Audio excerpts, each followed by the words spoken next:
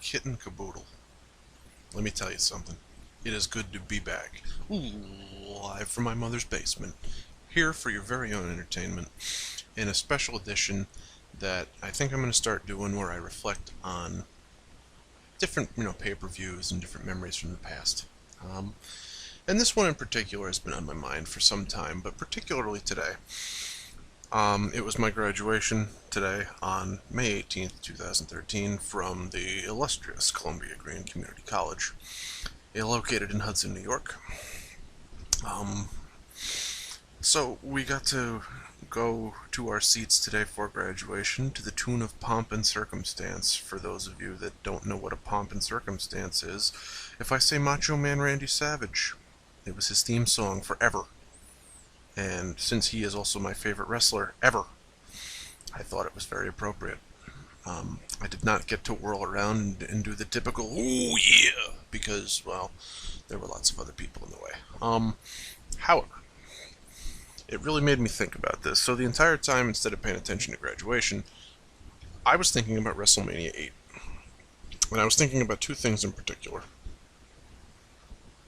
Well, one giant concept, and then two individual little subsets of that. I thought about how at WrestleMania 8 they build Sid versus Hogan. And I thought that was just a terrible match. And I thought that it was a terrible idea to do that. I don't understand Vince not wanting to go with Hogan versus Flair. I don't know if he had thoughts to wait another year to do it, or what the fuck he was thinking, but that was the time to do it. Strike when the iron was mega fucking hot.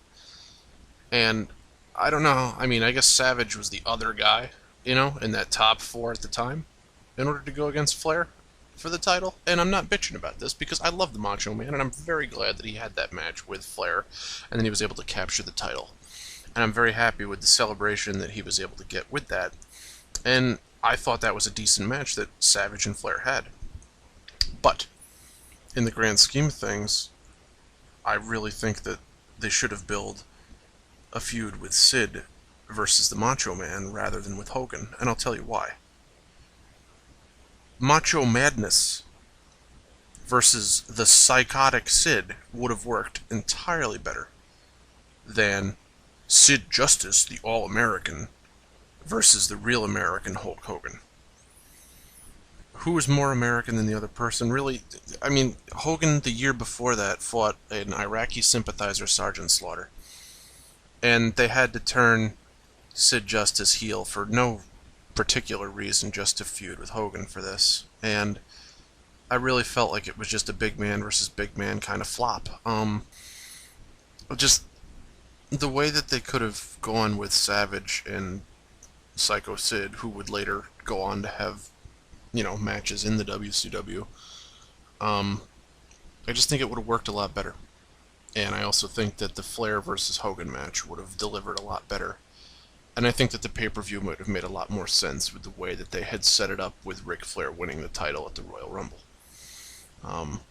Now, we can all go back and look at hindsight, being 2020 as it is, and we can all say would've, should've, could've, but I really think that that was a missed opportunity. And I think that by the time that Hogan and Flair were finally in WCW together, around about 95?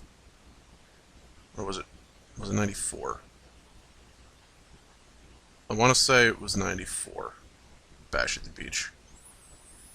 But I don't know, I'm getting my dates wrong. It really doesn't matter. At this point, it's out there. You can Google it, Wikipedia it. I should know it because, I'm that much of a fan for 26 or some odd years now. But, of course, that's 26 years of trying to keep track of shit that you just can't get right. But yeah, it was, by that point, Hogan and Flair had really,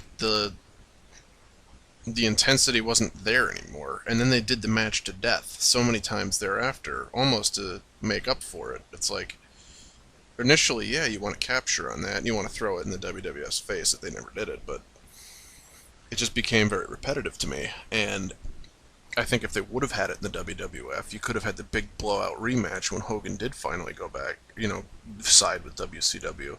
And you wouldn't have had to have it to death after that, because it would have already been done. and it would have encouraged other guys to come up and take the spotlight rather than just having Hogan and Flair and, you know, the top few people that circled around the title in that time frame did, I believe. I don't think they had Sting in the main event at that point because they tried to keep him and Hogan away from each other. And when Hogan came in, he totally eclipsed everybody that was already there. So it was kind of it was a win as much as it was a loss for the WCW because they had already had guys that were progressing toward the top and people that would never reach the upper echelon to be able to work with Hogan.